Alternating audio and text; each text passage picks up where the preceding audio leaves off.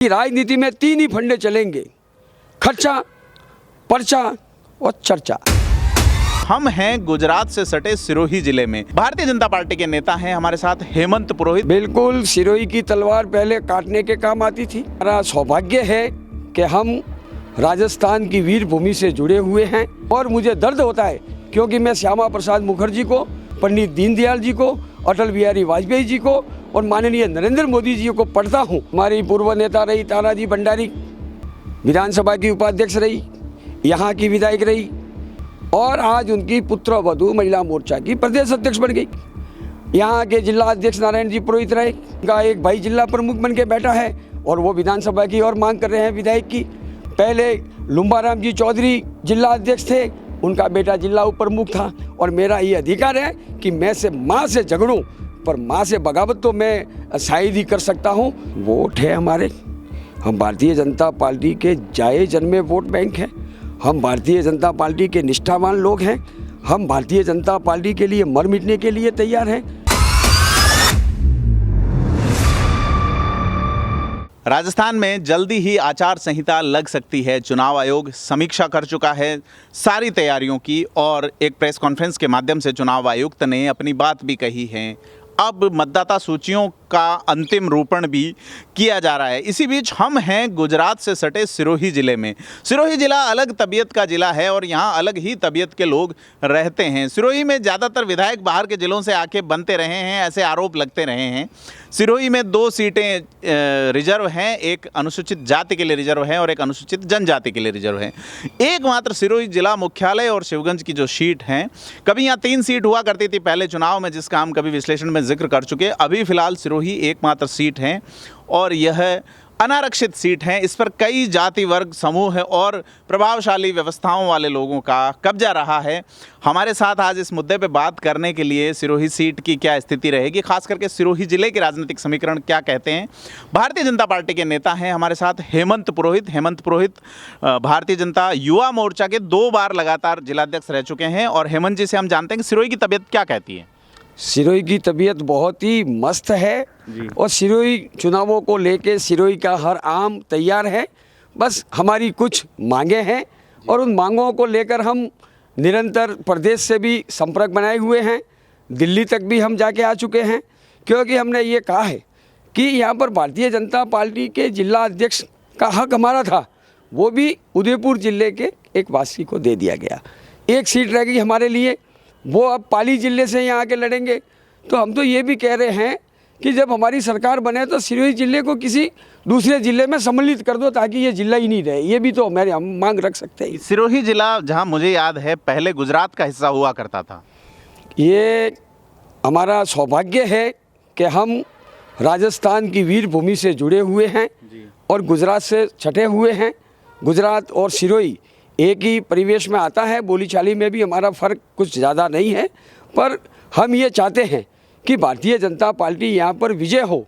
पर आम जन की मांग है कि यहाँ का जाया जन्मा, यहाँ पे पढ़ा लिखा, यहाँ पे खेला कूदा व्यक्ति ही हमारी समस्याओं को समझ सकता है और स्थानीय को महत्व देवे ताकि भारतीय जनता पार्टी विजय हो गए। सिरोही की तलवार बहुत फेमस है। तलवार जो है यहाँ की, जो स्वॉर्ड जिसको कहते हैं या कृपाण कहा जाता है, क्या आप इसको राजनीतिक रूप से कैसे देखते हैं? बिल्कुल, सिरोही की तलवार पहले काटने के काम आती थी। जब भी बाहरी हमले हुए, सिरोही की तलवार पूरे विश्व में फेमस थी और आज भी फेमस है। आज भी हमने पूरी धार लगा के बैठे हुए हैं कि अगर कोई बाहरी आया तो पुनः तलवार का तो मैं नहीं कहता, पर जुबान भी तलवार से कोई सिरोही की कम नहीं है, ये भी चलेगी। धार बिल्कुल लगी हुई है और लगा के बैठे हुए हैं हम। बीनमाल का एक भाषण सुनवाते हैं हेमंत जी का, जिसमें वो ये कह रहे हैं कि स्थानीय को या समाज के व्यक्ति को टिकट नहीं दिया गया तो नोटा दबा देना। निर्णय करने पड़ेंगे, घर पे जाके बताना पड़ेगा। अगर आपके घर में 5 मेंबर है तो उनको जाके बात रखो कि जो समाज का निर्णय होगा वही हमें निर्णय करना पड़ेगा। किसी को वोट मत दो, टिकट नहीं मिले नोटों दबा दो, निर्णय करो।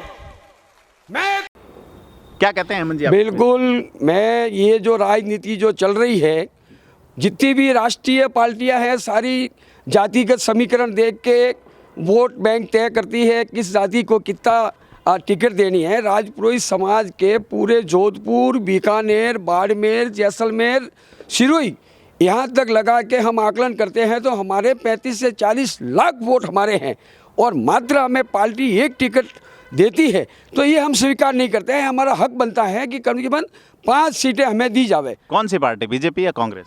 दोनों पार्टियों से हम तो मांग करते हैं। जब मैं जाति के, मेरे राजपुरोहित समाज के मंच से अगर मैं बात करूंगा तो मैं सभी पार्टियों से कहूंगा और जो हमारी जाति को महत्व देगा मैं कहूंगा बिल्कुल बेधड़क कि हम उसके साथ चले जाएंगे। हेमंत पुरोहित बगावत के लिए जाने जाते हैं। कई बार वो माहौल एकदम अपने पक्ष में तो कभी खिलाफ हो जाते हैं। क्या कारण है हेमंत पुरोहित की इस तबीयत का, क्या कारण है और सिरोही की धार उसमें कितनी भूमिका निभाती है? नहीं साहब, मैं बगावत नहीं करता हूँ। मैं चापलूसी करनी मुझे आती नहीं, मक्खनबाजी करनी आती नहीं। न मेरे परिवार से कोई राजनीति से कोई जुड़ा हुआ व्यक्ति है। मैं स्वयं संघर्ष करके आया हुआ व्यक्ति हूँ।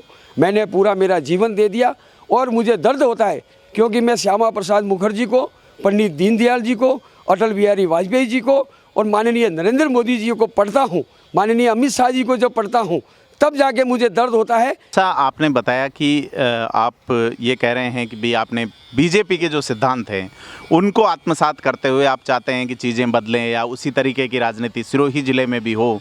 तो यहाँ परिवारवाद का कैसे देखते हो? कहाँ आपको नज़र आता है परिवारवाद यहाँ? बिल्कुल, यहाँ परिवारवाद है। हमारी पूर्व नेता रही ताराजी भंडारी, विधानसभा की उपाध्यक्ष रही, यहाँ की विधायक रही और आज उनकी पुत्र वधू महिला मोर्चा की प्रदेश अध्यक्ष बन गई। यहाँ के जिला अध्यक्ष नारायण जी पुरोहित रहे। जो ही विधानसभा के चुनाव आए उन्होंने जिला अध्यक्ष से त्यागपत्र दिया। उनका एक भाई जिला प्रमुख बन के बैठा है और वो विधानसभा की और मांग कर रहे हैं विधायक की। पहले लुम्बाराम जी चौधरी जिला अध्यक्ष थे, उनका बेटा जिला उप प्रमुख था।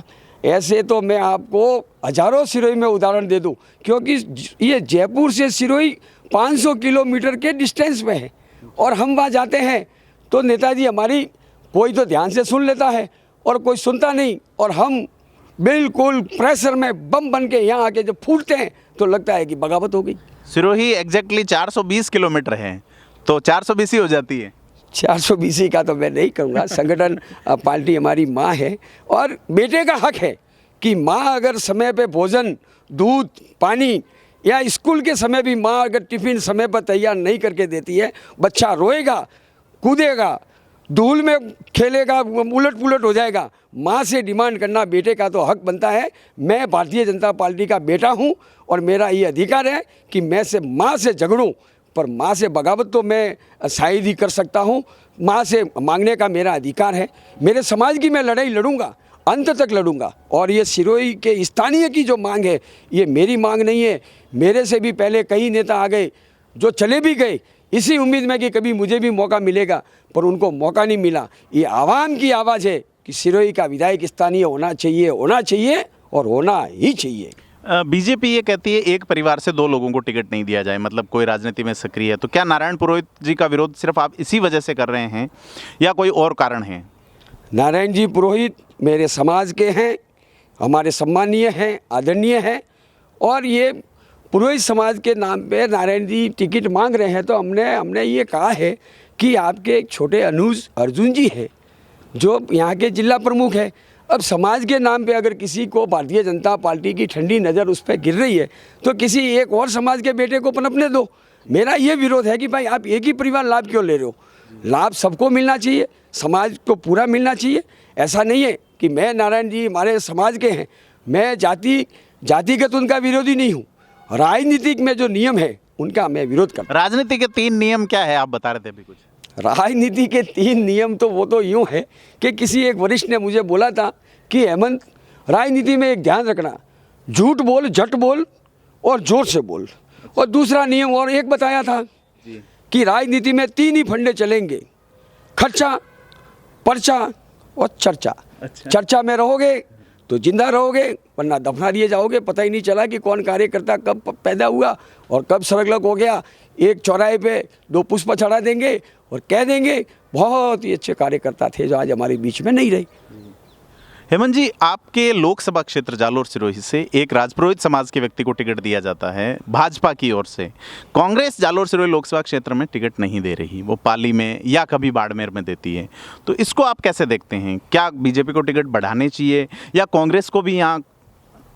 मूलतः भारतीय जनता पार्टी से राजपुरोहित समाज 99.9% जुड़ा हुआ है। मैं किसी समाज की बुराई नहीं करता हूँ, पर जालोर सिरोही लोकसभा क्षेत्र के अंदर मैं चौधरी समाज का सम्मान करता हूँ, पर मैं उनकी जिगर की और उनकी एकता की दाग भी देता हूँ कि इस लोकसभा क्षेत्र के अंदर सांसद का टिकट भी चौधरी को और 2 विधायक की टिकट भी चौधरी समाज को जाती है। ये उनकी एकता है और उनको पार्टी देती है। मैं उसको चौधरी समाज को सलाम करता हूँ। यही बात मैं राजपुरोहित समाज को समझाना चाहता हूँ कि समझ जाओ, तुम भी सांसद बन सकते हो, तुम भी इस लोकसभा क्षेत्र में 2 टिकट ले सकते हो, पर तुम्हें सिर्फ गोली दी जाती है कि एक दे दिया। अब एक क्या, तो आप हमें भीख दे रहे हो। हम तो हमारा हक मांग रहे हैं कि पाली में, बाड़मेर में, जैसलमेर में, बीकानेर में, सिरोही में हर जगह राजपुरोहित समाज को प्रतिनिधित्व मिलना चाहिए। और मैं तो ये कहता हूँ कि भारतीय जनता पार्टी की जब भी सरकार बने तो 2 कैबिनेट मंत्री भी हमारे होने चाहिए। यहाँ तक हमारी मांग है। टिकट तो वो एक दे रहे हैं, 2 कैबिनेट, एक विधायक जीतेगा आपका। नहीं, टिकट एक दे रहे हैं, ये तो पहले की 2018 की बात हो गई साहब। अब तो 2023 है, जनता जाग चुकी है, मेरा समाज जाग चुका है। नहीं देंगे तो क्या करेगा? नहीं देंगे तो नोटा दबाएंगे। नोटा भी दबा सकता समाज है। हमारा आसोत्रा है, कालिंद्री ब्रह्मधाम है, हमारे हेडक्वार्टर हैं, वो हमारा निर्णय करेंगे। अभी भीनमाल में हम 50,000 की संख्या में राजपुरोहित समाज एकत्रित हुआ, तो कुछ ना कुछ निर्णय जो हमारे वरिष्ठ करेंगे, सबसे प्रथम मुझे जो मेरा समाज कहेगा वो मैं करूंगा, उसके बाद सारी बातें। उसके बाद पार्टी का देखेंगे आप? बिल्कुल, पहले समाज का सब लोग यही देखते हैं तो मैं क्यों नहीं देखूं? मैं भी मेरे समाज का पहले देखूंगा। मेरे समाज को प्रतिनिधित्व तो मिलना चाहिए। और मैंने अब किसी भी पार्टी से पद की लालसा छोड़ दी है। मैं मेरे समाज के लिए और इस सिरोही की आवाम की लड़ाई लड़ूंगा कि यहाँ का स्थानीय विधायक बने और मंत्री बन के यहाँ तक पहुँचे, ये मेरी इच्छा है। आपको क्या लगता है हेमंत जी, बीजेपी जब राजपुरोहित समाज को सिर्फ एक टिकट देती है, लोकसभा में वो प्रतिनिधित्व नहीं दे रही, तो अब क्यों देगी बीजेपी? क्या लगता है आपको? वोट है हमारे, हम भारतीय जनता पार्टी के जाए जन्मे वोट बैंक हैं। हम भारतीय जनता पार्टी के निष्ठावान लोग हैं। हम भारतीय जनता पार्टी के लिए मर मिटने के लिए तैयार हैं। हम राजपुरोहित हैं। हमारे आप इतिहास पलट के देख लो, हमारे जहाँ राजपुरोहित समाज के जो गांव हैं, जो बूथ हैं, उन बूथों की लिस्ट उठा के देख लो। आपको 99% से अगर कहीं कम वोट दिखे तो आप हमें टिकट मत देना। अगर आपको लगे कि समाज हमारे साथ है तो अब हमारा हक भी है, एक लोकसभा की सीट हमें भी। क्या कौन प्रत्याशी हो सकते हैं? आप नारायण पुरोहित जी को छोड़ दीजिए या दूसरों को, जो अभी विधायक है उनको छोड़ दीजिए, कौन युवा आपकी नज़र में? मुझे दे दो। जब देनी है, जब सबको मोदी जी के नाम पे ही तो लड़ रहे हैं। कौन अपने विकास के नाम पे, कोई पूरे इंडिया में कोई एक भी सांसद आप बताओ कि खुद के विकास के नाम पे या खुद के कामों पे कोई लड़ रहा हो? सब मोदी जी, अमित शाह जी करके सब लड़ रहे हैं। मैं भी मोदी जी करके जीत जाऊंगा और मैं भी सांसद बनूंगा, मेरे क्षेत्र का भला हो जाएगा और हो सकता है आपका भी हो जाएगा। अब मेरा भी होगा, क्यों नहीं होगा? जब सांसद बनूंगा तो मेरा भी थोड़ा कद बढ़ जाएगा। इससे क्या कोई दोहराए थोड़ा ही है। आप जैसे कह रहे हो कि खर्चा कर, पर्चा और चर्चा, तो चर्चा के लिए ही कर रहे हैं आप ये सब? नहीं, मैं चर्चा या खर्चा के लिए? मैं न तो चर्चा के लिए करता हूँ, संगठन के लिए काम करता हूँ। मैंने मेरा जीवन दे दिया पूरा। आज मेरे बच्चे भी बड़े हो गए।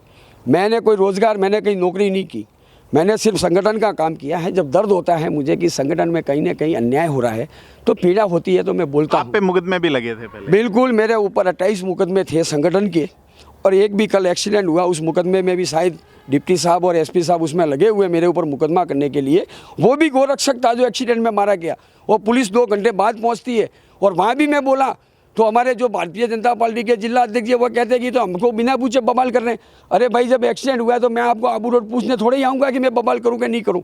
मैं तो उस गोरक्षक के लिए मैंने मांग की कि 50 लाख रुपये दो इस गोरक्षक को जो यहाँ पे पेशी के लिए आ रहा था, गायों के लिए। मैंने तो वो मांग रखी है कि हर व्यक्ति का हक बराबर होना चाहिए, और जब व्यक्ति के हक की बात आएगी मैं किसी को पूछने नहीं जाऊँगा। मैं जो आवाम कहेगी, वहाँ की जो जनता कहेगी। दलपत जी पुरोहित जो गो भगत है वो मेरे साथ में थे, हम दोनों वहाँ 3 घंटे तक बैठे हैं। हमने मांगे मनवाई सरकार से, और डिप्टी साहब ने हमका कहा कि आपकी मांगे वाजिब है, और हमारे जिला अध्यक्ष जी कहते हैं कि पूछ के करना चाहिए। अब मैं वहाँ से गाड़ी लेके आबू रोड पूछने जाऊँ फिर वापस आऊँ, ये तो संभव नहीं हो सकता। संयम लोढ़ा आपके विधायक हैं, बहुत अच्छे लेजिस्लेटर हैं, विधानसभा में गजब का बोलते हैं और मुद्दे भी उठाते हैं, कहते हैं इस बार डेवलपमेंट भी करवाए। आप क्या सोचते हैं संयम लोढ़ा की पॉलिटिक्स और संयम लोढ़ा के अंदाज और उनका इतिहास और मौजूदा वर्तमान पे? संयम लोढ़ा और भविष्य क्या होगा उनका? संयम लोढ़ा बहुत ही अच्छे नेता हैं, सुलझे हुए नेता हैं, काम करवाने की उनके अंदर क्षमता है। मैं उनको मानता हूँ लोढ़ा जी को, ऐसा नहीं है कि मैं किसी की बुराई करूँ, पर हाँ एक तकलीफ़ है मुझे लोढ़ा जी से कि वो संघ के बारे में, भगवान के बारे में, धर्म के बारे में जब वो अनाप शनाप बोलते हैं तो मैं उनका विरोध करता हूँ और ये भाषा उनको उपयोग में नहीं लानी चाहिए। विकास करिए, विकास के हम साथ हैं, बाकी आप संघ के और भगवान प्रभु श्री राम के बारे में अगर बोलोगे तो हम आपको बर्दाश्त नहीं करेंगे। संयम लोढ़ा का कहना है कि उन्होंने खूब डेवलपमेंट करवाया, तो क्या इस बार आप स्थानीय वाला, बीजेपी किसी स्थानीय को टिकट नहीं देती है तो क्या मूवमेंट हो सकता है? यूँ है कि आप मंदिर गिरा के, भगवान की बुराई करके, डेवलपमेंट के नाम पे आप मस्जिदें बनवा लो, आप मदरसे बनवा लो, आप मुसलमानों के लिए हॉस्टल बनवा लो, आप मुसलमानों के लिए कॉलेज बनवा लो। ये डेवलपमेंट तो हमें स्वीकार कतई हो ही नहीं सकता है। डेवलपमेंट करना है, करिए शहर का डेवलपमेंट, गाँवों का डेवलपमेंट, युवाओं का डेवलपमेंट। यहाँ कितने युवा बेरोजगार घूम रहे हैं। मैं आपको एक निवेदन करूँ कि अभी एक रोज़गार मेला लगा था, मैं तो 10वीं फेल आदमी हूँ, मुझे ज़्यादा पता नहीं चलता, पर वहाँ पे 100 की एक वैकेंसी थी। यहाँ पे 5000 युवा BA, BCom, BSc, MSc न जाने कौन कौन सी डिग्रियाँ लेके खड़े थे और 8-10 लोग चक्कर आके गिर गए। मैं उनको हॉस्पिटल ले गया, मैं उसको पूछा भाई आपने क्या किया हुआ है, तो कहा भाई साहब अभी मेरी नौकरी चालू है। मैं कि यार तू 8000 की नौकरी के लिए आ गया, कहाँ हुआ डेवलपमेंट?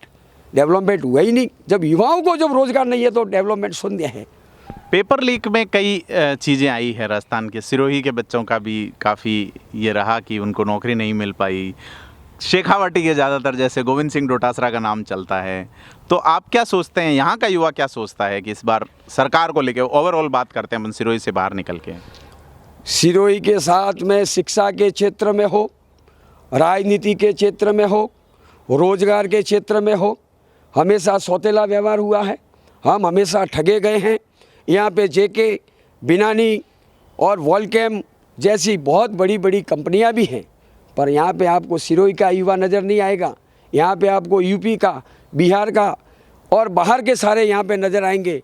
हमारे युवाओं को यहाँ नौकरी नहीं मिलती। हमारा युवा तो बेचारा घर छोड़ के, माँ बाप को छोड़ के, बच्चों को छोड़ के सूरत, बेंगलोर, मैसूर, कर्नाटक की तरफ जाता है और साल भर में एक बार दिवाली होली मनाने आता है। यही हमारी ज़िंदगी है। हमें चाहिए यहाँ का स्थानीय हमारा नेता जो हमारी सोचे कि हम बैग उठा के नहीं जाएं, हमारे परिवार के साथ हम रहें और यही रोज़गार पाएँ। ये हमारा बहुत बड़ा दर्द है। कभी बताएंगे, मौका मिला तो कभी लोकसभा में भी बता देंगे और मौका मिला तो कभी विधानसभा में भी अपना दर्द बता देंगे। तो ये हेमंत पुरोहित जी हैं, काफ़ी मुद्दों पे उन्होंने अपने तासुरात रखे हमारे साथ। युवा और ऊर्जा से भरपूर व्यक्ति हैं। ज़्यादा, जैसा इन्होंने बताया कि 10वीं भी पास नहीं कर पाए, लेकिन राजनीतिक विषयों की समझ है और विरोध जो होता है राजनीति में वो लोकतंत्र का आधार है। बेसिकली अगर किसी भी राजनीति होती, किसी भी तरह का शासन व्यवस्था में अगर विरोध नहीं है तो फिर वो डेमोक्रेसी नहीं कही जा सकती। हेमंत पुरोहित विरोध की राजनीति करते रहे हैं, हमेशा 28 मुकदमे इन पर लगे रहे और उन्होंने आज एक लंबी बातचीत करके हमें सिरोही के बारे में और यहाँ के हालातों के बारे में बताया। तो आप सबसे अपील है कि आपने अब तक अगर थिंक 360 को सब्सक्राइब नहीं किया है तो सब्सक्राइब ज़रूर करें।